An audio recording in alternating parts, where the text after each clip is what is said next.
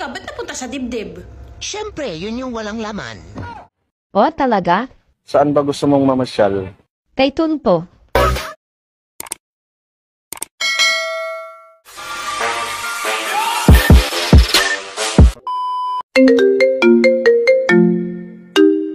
O mahal, kamusta dyan sa abroad? Kamustahin mo mukha mo? O bakit? Ano tong nababalitaan kung may babae ka daw dyan sa Pinas at sa kanya mo ginagastos yung mga pinapadala ko? Ikaw naman naniniwala ka sa chismis. Ikaw lang ang mahal ko. Talaga lang ha? Oo naman. Siguro namimiss mo lang ako. Hayaan mo pag uwi mo, ipapasyal kita. O, talaga? Saan ba gusto mong mamasyal? Kay Tunpo.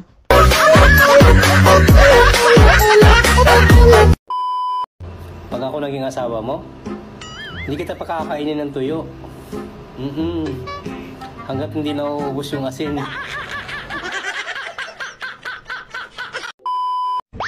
Ate, alam mo bang maganda ka? Siyempre naman. Wow. Alam mo din ba na sexy ka? Siyempre naman. So, alam mo pala na wala kang dibdib. Teka, ba't napunta sa dibdib?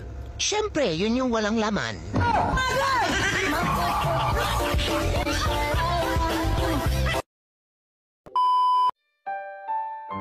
Mahal, tiis-tiis muna tayo sa ngayon. Sa ulam nating asin. Malay mo, bukas, may awa ang tindahan. Pautangin tayo ng toyo. Yes!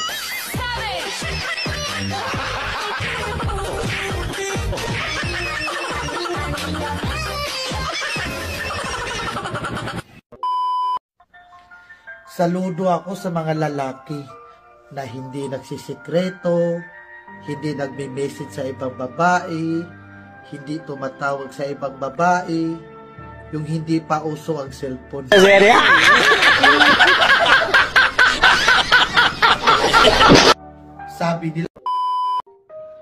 Sabi mo, yumayabang na ako kasi lumalaki na yung ulo ko.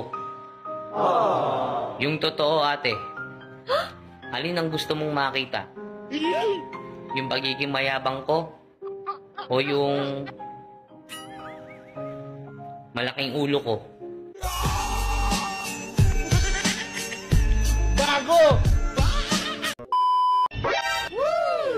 Pag ako ang naging jowa mo, imamaydi kita. Pero doon sa kabilang account ko.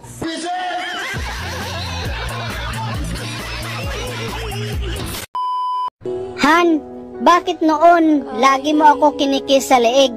Bakit ngayon hindi na? Ganun talaga. Kasi noon may liig ka pa. Ngayon, wala na.